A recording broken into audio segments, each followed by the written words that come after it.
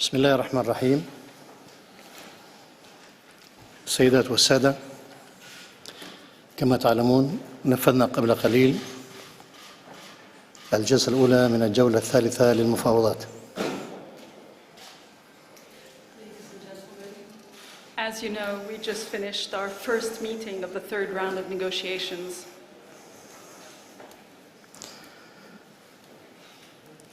تضمنت هذه الجلسة إعادة وتأكيد حديثنا أمام السيد ديمستورا حول عدد من القضايا، أهمها طرح قضية إطلاق سراح المعتقلين وخاصة النساء والأطفال، وكذلك الهدنة التي لم تعرف طريقا إلى الاستقرار نتيجة ممارسات وخروقات النظام المتكررة والمتعمدة لها.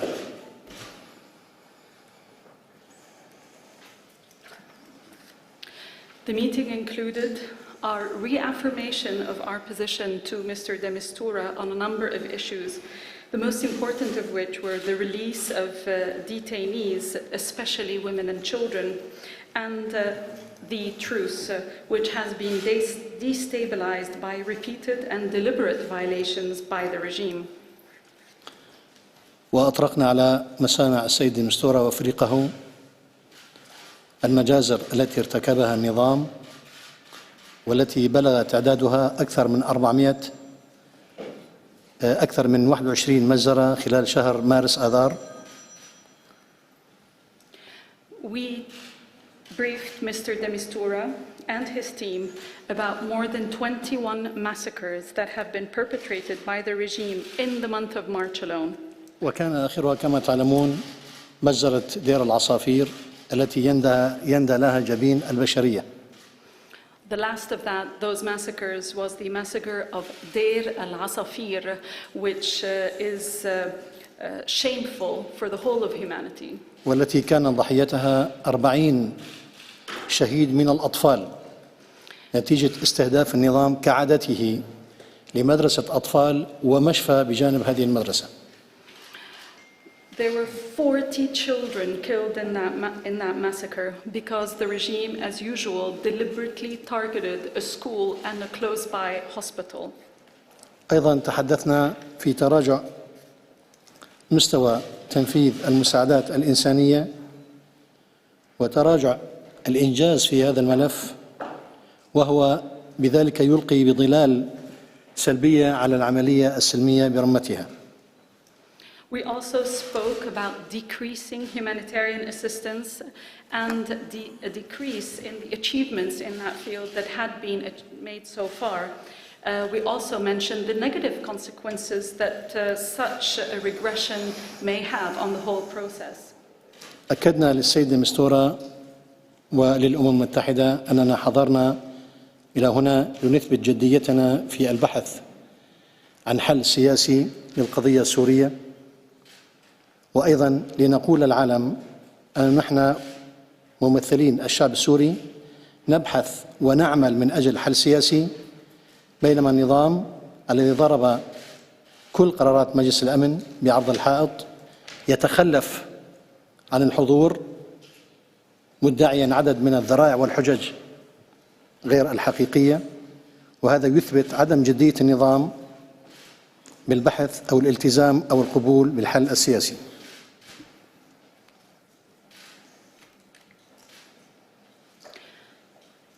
We affirmed to Mr. Demistoura and to the United Nations that we are here to prove that we are serious in our search for a political solution for the crisis in Syria.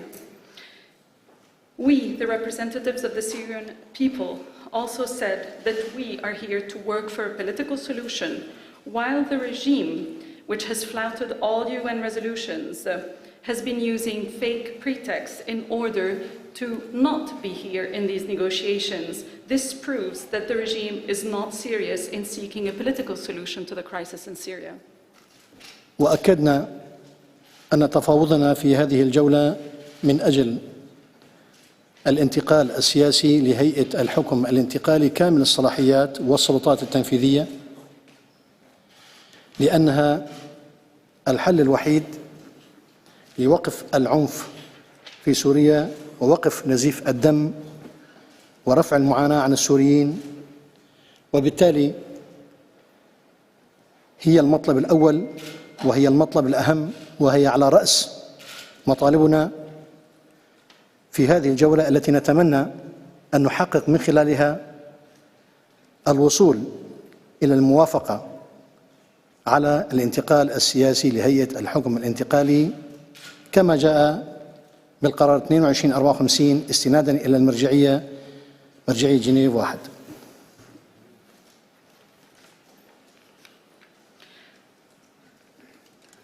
We also said to Mr. Demistoura that we are here for negotiations in order to reach a political transition towards the establishment of a transitional governing body, because that is the only solution, the only way to end the bloodshed and the suffering of the Syrian people.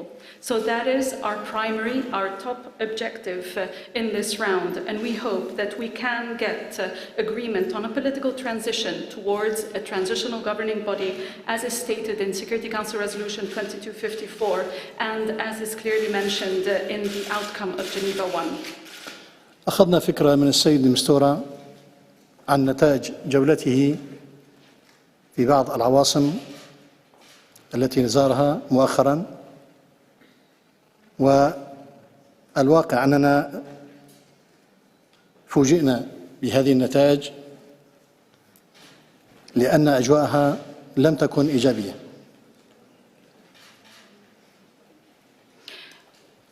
Mr. Demistoura briefed us on the outcome of his recent visits to a number of capitals. We were frankly surprised by that outcome, as it does not seem to be very positive. بالمناسبة عند الحديث عن هيئة الحكم الانتقالي كامل الصلاحيات، هذا يتضمن بالضرورة رحيل كل رموز النظام وعلى رأسهم بشار الأسد منذ بداية المرحلة الانتقالية، لأن حقيقة بشار الأسد أثبت أنه هو المرض الذي أصاب سوريا، ولن تتم معالجة هذا المرض إلا برحيل بشار الأسد ورموز حكمه.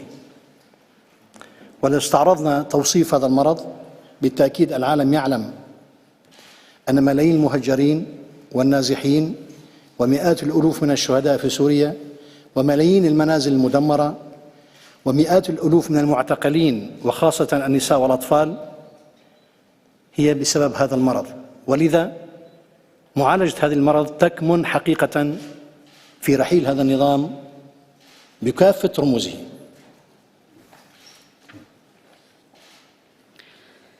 When we spoke about the need for a TGB with full executive powers, we mentioned that that necessitates the departure of Bashar al-Assad and other emblematic figures of the regime, because it has become clear that Assad is the disease that has struck Syria. Syria can only heal by the departure of Assad and the emblematic figures in the regime. They are the disease that caused millions to flee their homes, that destroyed thousands of families' homes, that detained thousands of people. That is the only way for Syria to heal once Assad and the other emblematic figures in the regime leave. كان السوريون يحلمون بساعة أو ربما دقائق من الهدنة من أجل أن يتناولوا شربة ماء دون دمار ودون قتل، لكن النظام أبى أن يعترف بهذه الهدنة، وأنتم تعلمون أن الخروقات تجاوزت 2000، بل أيضا زاد عليها أن النظام قصف السوريون بشهر آذار مارس ب420 برميل متفجر، ب420 برميل متفجر. لو علمنا أن كل برميل هو قنبلة زينتها 1 طن، هذا يعني أنه قصف السوريون ب420 طن فقط في شهر آذار بهذا السلاح. فكيف إذن لو أحصينا بقية الأسلحة وبقية القذائف الأخرى؟ هذه هدنة، فكيف لو لم تكن هناك هدنة؟ وهذا يدل دلالة أكيدة على إرهاب النظام وعدم جديته في الحل السياسي، وإنما فقط لا يؤمن ولا يسعى إلى الحل العسكري الذي يؤدي بسوريا إلى الدمار والتهلكة. وبشار الأسد وزمرته لن يكتفوا بتدمير سوريا، بل يحاولون ومنذ البداية تدمير كل المنطقة. وهنا لا أريد أن أذكركم بالمتفجرات التي نقلوها إلى لبنان أو نقلوها إلى أماكن أخرى.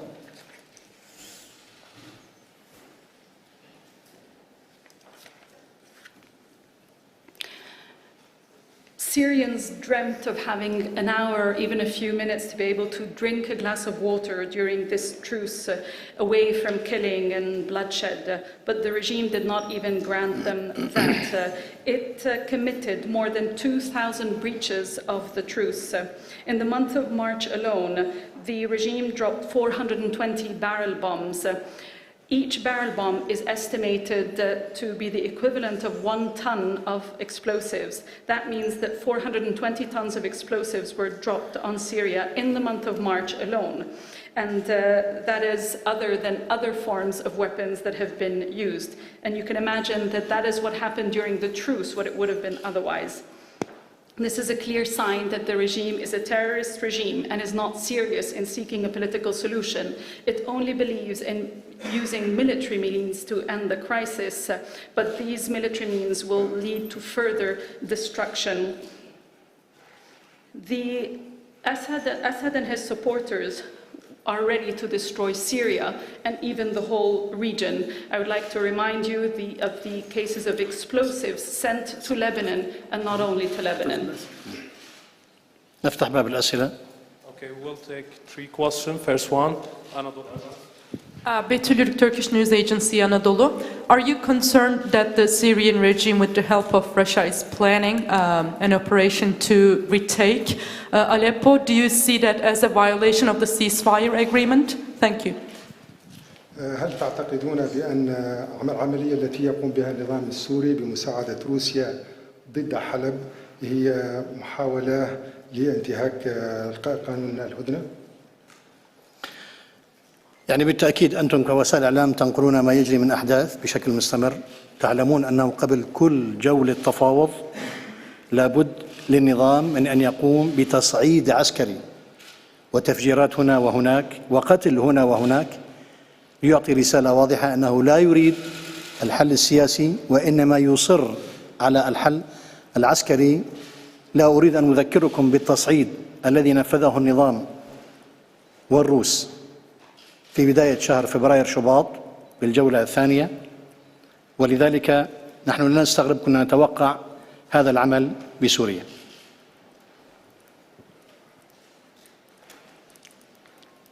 You most certainly follow very closely the events in Syria, and you know that before this round of talks, the regime has escalated its operations, has also killed the people, in order to show that it is not intent or interested in finding a peaceful solution for the crisis, but rather a military one. We, as a matter of fact, we have expected this to happen in Syria.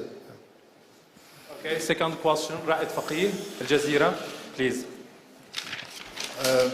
عفوا حضرة العميد، قلتم بأن السيد ديمستورا وضعكم في أجواء جولته الأخيرة في المنطقة، وأضفت أنكم تفاجأتم بأنها كانت غير إيجابية. هل لك أن تضعنا في عدم الإيجابية في هذه النتائج لو سمحت؟ So you said that Mr. Demistura briefed you about his last visit and that he showed that this visit was not entirely positive. Could you please tell us more about your take on this?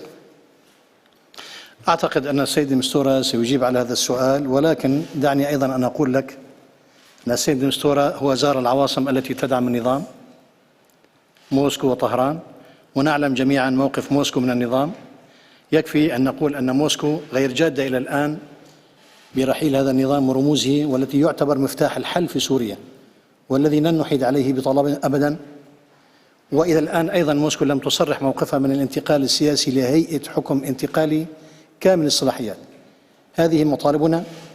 من يكون في صفنا أو من يسعى إلى تنفيذ إيجابية عليه أن يقبل بهذين البندين أو هذين الشرطين. شكرا. So Mr. Dيمستورا will most certainly talk to you about this and give you his own answer. He visited two pro-Syrian regime countries, i.e. Moscow and Tehran, the capitals of these two countries. And as you know, Moscow is not serious about the departure of the regime as much as it's not serious about the transitional governing body and its powers in Syria. These are two major and key demands that we insist on. Okay, last question. TASS News Agence Press. Konstantin Pributkov, TASS News Agency, Russia. What is your attitude to the today's parliamentary elections in Syria, and how can they influence the negotiation process here? And the second question concerns the publication in today's Wall Street Journal. According to this newspaper, the United States have the so-called Plan B. That means that in case of the failure of cessation of hostilities, there will be massive supplies of weapons to the opposition groups, including anti-aircraft weapons. What do you think about this plan? السؤال الأول: ما هو موقفكم من الانتخابات البرلمانية التي جرت اليوم وتأثيرها على جولة المحادثات؟ ثانياً، صحيفة أو مجلة وول ستريت الأمريكية كتبت تقول بأن أمريكا لديها خطة بديلة تتمثل في أنه في حالة ما إذا كان هناك فشل في الهدنة أي وقف إطلاق النار فسيكون هناك تدفق للأسلحة من طرفها إلى الجهات المعارضة. ما هو تأثير ذلك حسب وجهة نظرك؟ موقفنا من الانتخابات أو ما سمي الانتخابات، الجميع يعلم أنها مسرحية لا تستحق المشاهدة، وبالتالي عند الحديث عن الانتخابات التي سوف تجريها هيئة الحكم الانتقالية بعد تشكيلها هي التي سوف تقوم بإعداد الدستور للبلاد وسوف تقوم أيضا بإجراء الانتخابات. تلك هي الانتخابات التي تعني الشعب السوري والتي سوف يشارك فيها كل السوريون. أما ما جرى في سوريا أعتقد أنه لا يستحق التعليق. عندما نرى أن هناك ما يستحق التعليق يمكن أن نعلق عليه. شكرا. So as far as the elections are concerned, our attitude is clear.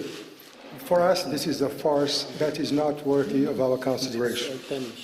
The true, genuine election is the one which is going to be held and organized by the GTB, which most certainly is going to organize the election, draft the constitution, and which will see the participation of all Syrians. For us, again, this current election is just another farce not worthy of our consideration. حول السؤال الثاني أو القسم الثاني من السؤال، يعلم الجميع أن النظام منذ 5 سنوات منذ بداية الثورة تنهال عليه الأسلحة من كل صوب وحد. وبالمناسبة روسيا لم تكن تعطي النظام أسلحة منذ العام 1985 إلا مع بداية الثورة السورية في العام 2011 بدأت موسكو بفتح مصراعيها للأسلحة لهذا النظام. ليس فقط موسكو بل أيضا طهران، والجميع يعلم أن طائرات الشحن الإيرانية ليل نهار تجتاز الأجواء العراقية لتصل إلى دمشق ومطارات سوريا وتدب فيها آلاف الأطنان من الأسلحة والذخائر. لا بل لدينا أكثر من 69,000 من الميليشيات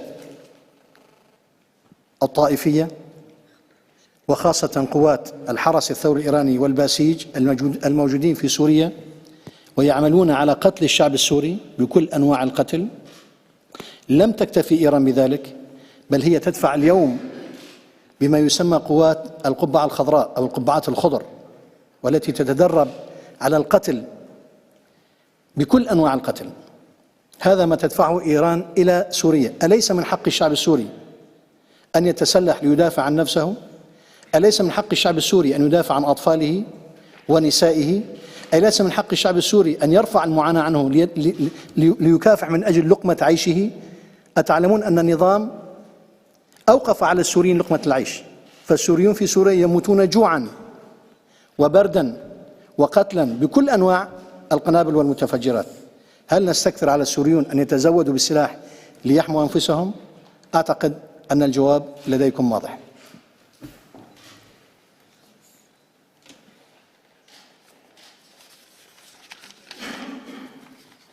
So my answer to the second part of the question, your question, is the following. We all know that the regime, since the outset of the revolution, has seen an influx of weapons from a number of countries, chief among which are Russia and Iran. Russia has not, as a matter of fact, has not supported the regime with weapons since 1985. It started to do so in 2011, providing the regime with weapons. The same with Tehran, which conducted cargo planes via Iraq to Syrian airports, coming with weapons. Also, there are deployed around 96,000 faction militias. That includes the Basij. These faction militias kill people, torture them, and commit this kind of acts. Also, Iran deployed what we call the blue helmets, which committed all sorts of killing. We Syrians, we have the right to defend ourselves because we have been starved, because we have been shelled by the regime, and therefore we have the right to defend ourselves in order to have a decent living. ولذا فإن الحل السياسي الذي نسعى إليه ونعمل من أجله بالانتقال إلى هيئة حكم انتقالي كامل الصلاحيات سيجنب البلاد والعباد الأسلحة والعتاد والخطط ب أو جيم أو غيرها. So this is why we say that a political solution that will lead to a GTB with full executive powers will spare the country all sorts of weapons that come to it. Okay. Thank you very much. شكرا. Thank you.